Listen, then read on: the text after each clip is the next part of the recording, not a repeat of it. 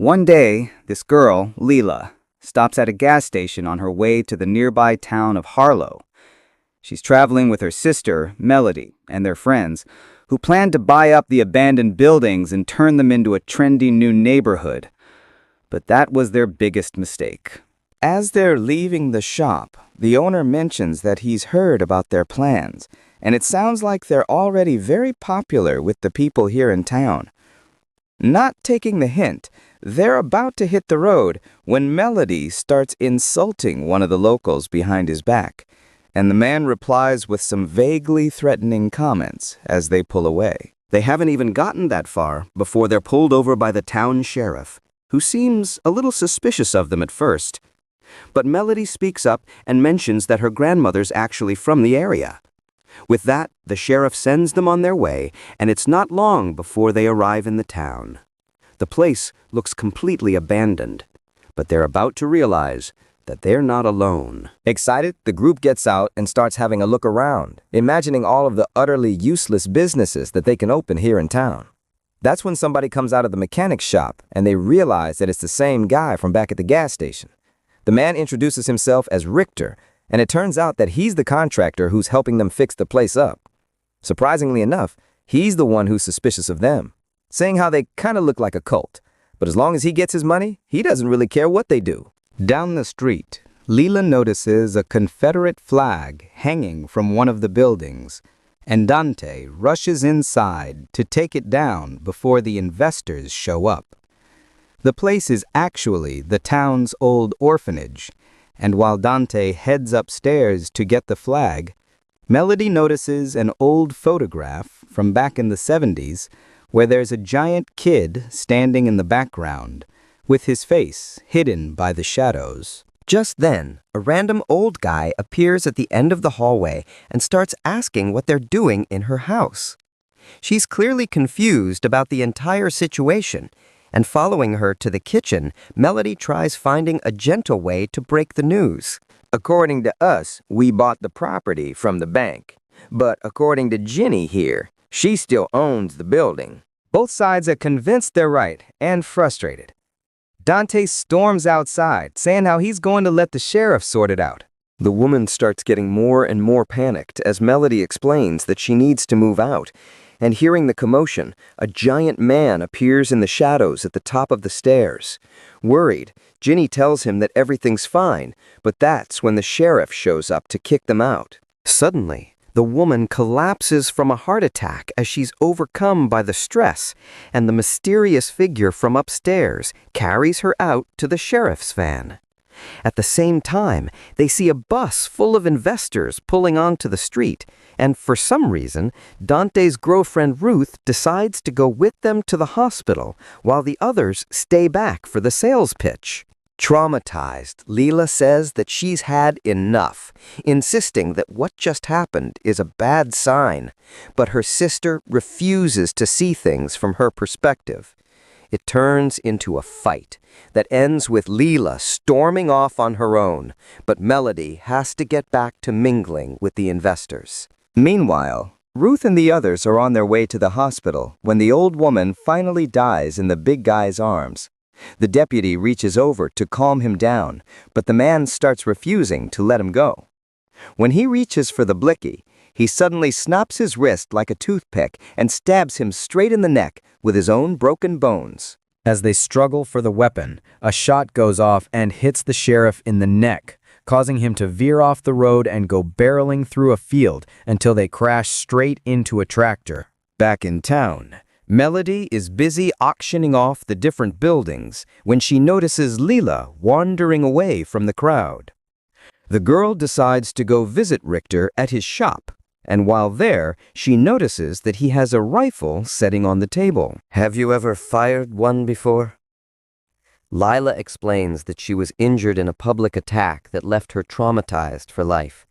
She's been living with survivor's guilt ever since, and it makes her feel pressured to do something meaningful with her life in honor of her friends who never got the chance to dance. The others are busy wrapping up at the auction when Melody gets a text from Ruth saying how the old lady did not make it.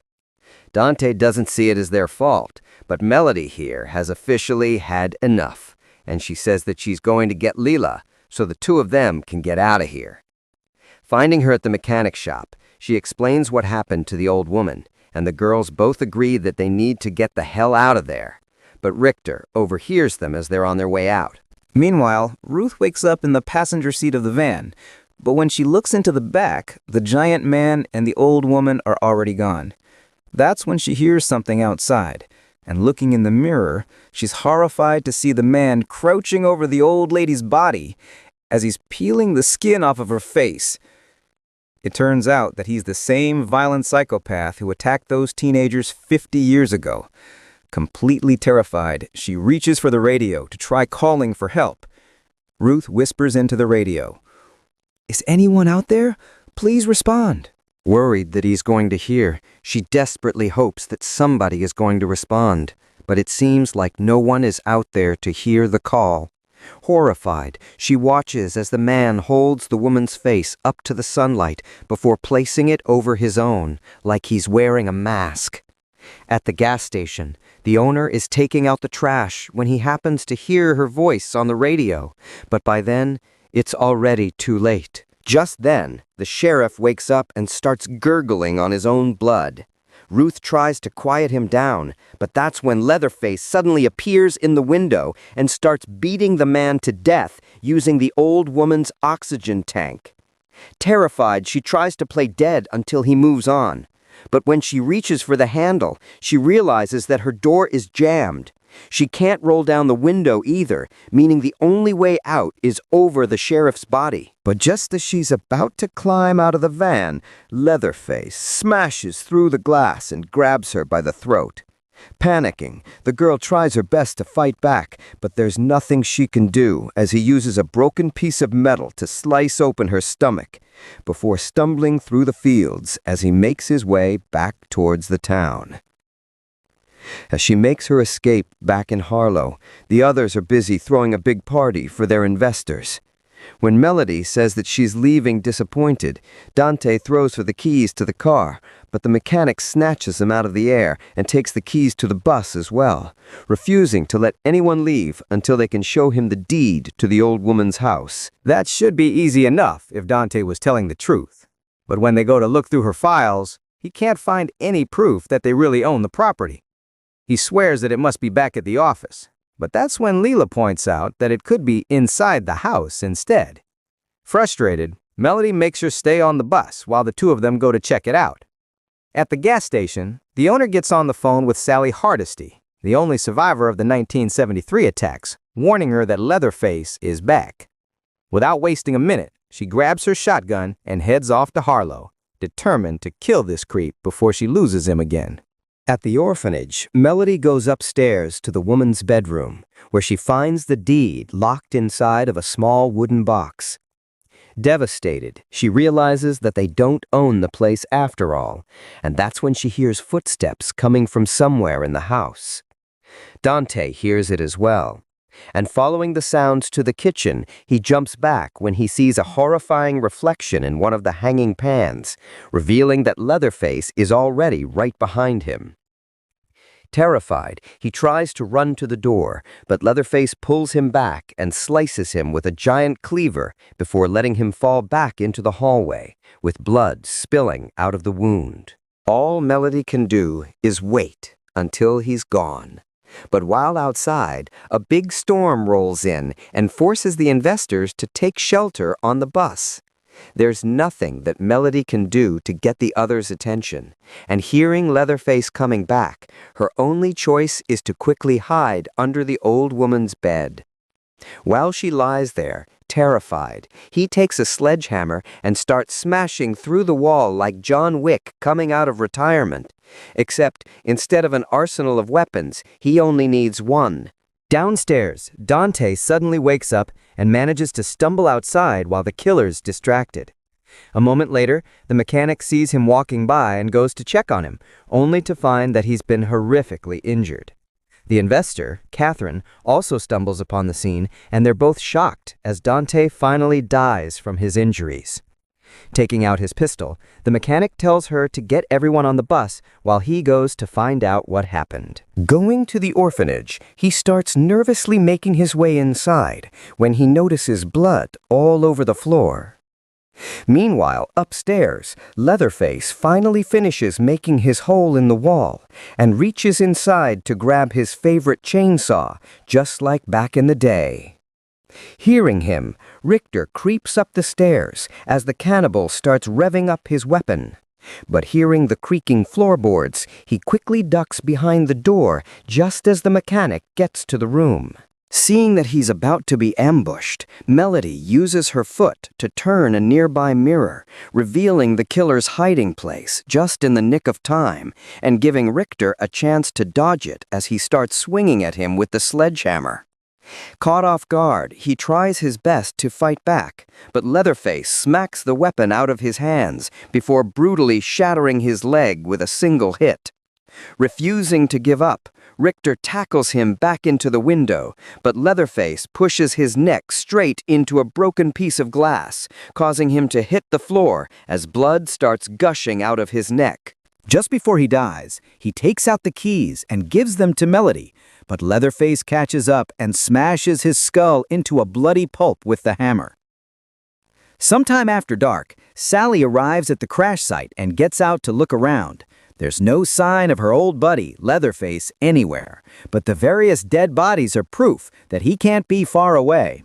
And in the field, just a few feet from the accident, she finds the old woman's body propped up like a scarecrow with her face completely peeled off. The sight leaves Sally badly shaken up. But going back to her truck, she looks at a picture of her old friends to give her the motivation that she needs to keep going. After a while, Leela starts to worry when her sister hasn't come back, but the investor tries to stop her from getting off the bus. She tries to warn her that it's not safe out there, but when she refuses to explain what the hell she's talking about, Leela ducks under her arm and heads back to the orphanage in search of the others. It's not long before she spots Dante's body slumped in a doorway just down the street, and worried, she realizes that something is going horribly wrong. Back inside, her sister waits until the coast is clear before reaching for the keys and crawling out from underneath the bed as she starts sneaking downstairs. She can't take the direct path without setting off some squeaky floorboards, so instead, she decides to climb right over the railing and lower herself down. It's a pretty decent idea, but she ends up making way too much noise anyway. When she looks up, she's horrified to see Leatherface watching her from the top of the steps. Just then, he pulls back and throws the hammer into her chest, sending her flying backwards as her body crashes straight through the floor. But she's not dead yet, which is when he starts coming after her with the chainsaw, forcing Melody to start scrambling through the crawl space in search of a way out. She notices a hatch where it looks like she can get through, but before she's able to reach it, Leatherface sticks his chainsaw through the floor, right above her head. Terrified, she crawls back into a corner and tries to hide, holding her breath as he walks back and forth right above her. Just then, her sister shows up and starts calling out for her, causing Melody to let out an involuntary gasp that gives her away. That's when Leatherface jams the chainsaw back through the floor and starts pulling it along the ground as Melody scrambles to avoid the blade. At the very last second, she's saved when he cuts into a sewage pipe, covering her entire body in disgusting brown slime. Leela finds the opening and helps her sister escape.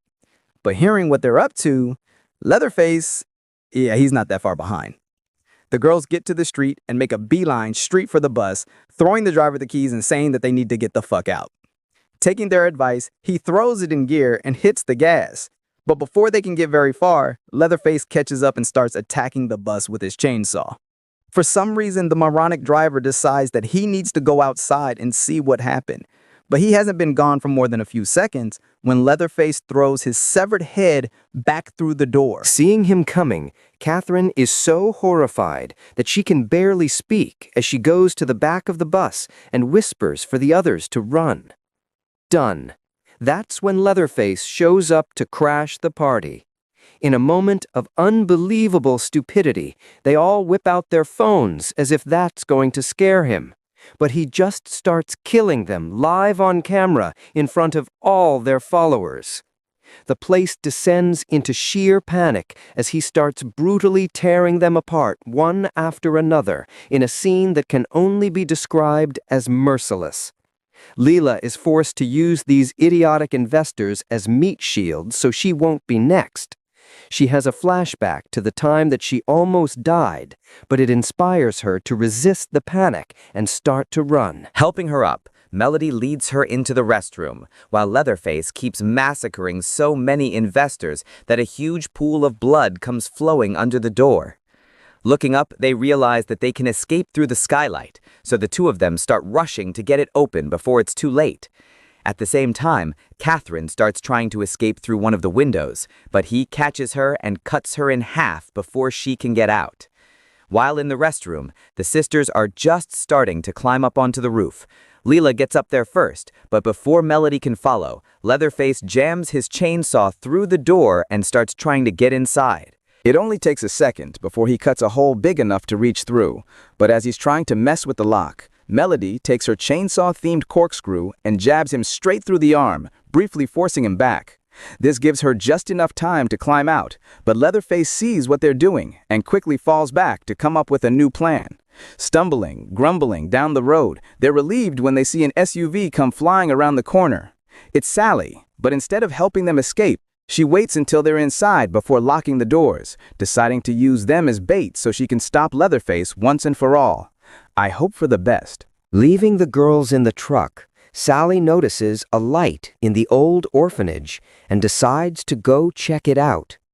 Approaching the bedroom, she cautiously pushes her way inside, only to find Leatherface sitting there, completely defenseless. But before she takes the shot, she wants to make sure that he sees her face. Ordering him to turn around, she realizes that the man doesn't even remember who she is, and, confused, she hesitates for just a moment before pulling the trigger, letting him turn and walk away without even trying to stop him. Back in the truck, Lila's guilt starts hitting her even worse, making her feel like death is coming back to punish her for just surviving. Melody starts to promise that she won't let anything bad happen, when suddenly Leatherface says, "Are you sure about that, homegirl?" Freaking the fuck out, the girl struggles to get away as he reaches into the truck and starts pulling Lila out by her leg. But just when he's about to chop her foot off, Sally fires her shotgun and hits him straight in the shoulder. Laughing, she tells the freak that he's as good as dead as she loads another shell, but he dodges the shot just in time. By the time she catches up, the creep has already disappeared down the alley. She throws the girls the keys to her truck, telling them to get out of there before he comes back. That's when they hear the chainsaw revving from somewhere in the darkness and walking towards the noise. Sally aims her shotgun down the alley as the girls start the truck.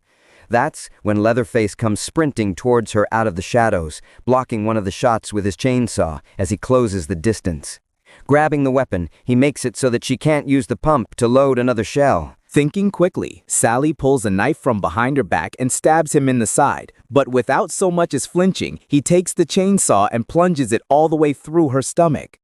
Seeing this, the girls hit the gas and floor it right for him, but he launches the chainsaw at the windshield and dives out of the way just in time, which causes them to crash straight into the mechanic shop.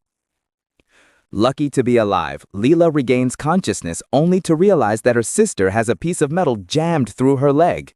Convinced that she is about to die, Melody tells her to get out of there while she still has the chance.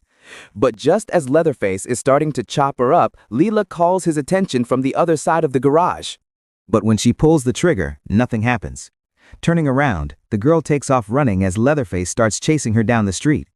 She doesn't even make it that far before the psycho catches up, knocking the rifle out of her hands as she trips and falls to the ground. Just as he's about to strike again, Sally fires another shot that hits him right in the back. The hit manages to scare him away as he retreats into the abandoned movie theater. But the old woman calls Leela over as she's running back to the garage, warning the girl that she's going to regret it if she runs, and handing her the shotgun as she finally dies from her injuries. Realizing that she's right, Lila takes the weapon and turns back to face her fears as she follows Leatherface into the movie theater.